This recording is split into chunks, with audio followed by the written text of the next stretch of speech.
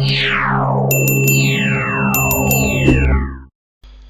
everybody, welcome back to my YouTube channel. So in today's video we are looking into how we can set up a pipeline for you by using Microsoft Fabric. So first of all, you have a workspace. So first of all, we will create a new workspace for our demo. So it will be the workspace for test, and here we can simply type the description for what we are creating for, and simply click on the apply button. And here our workspace is created. Then you have to go to the deploy pipeline tab, and if you are creating your first pipeline, then click on this and type your pipeline name. Here we are giving the fabric, like fabric deployment, fabric test pipeline. So yeah, it is created for testing for the demo basically. So yeah, click on the next. Here you can set the stages. Development test, production is given as default. Here you can add your UAT and whatsoever you want to add. Click on the plus button here and you can simply add the stage. So we can create as a default one. So here you can assign a workspace on your pipeline. So we can simply assign our workspace. It's like workspace for test.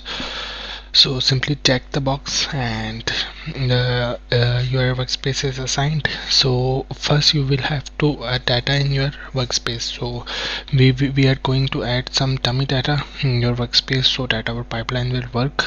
Then let's go to the workspace again and add some dummy data, add some dashboard and name it like test and create it. And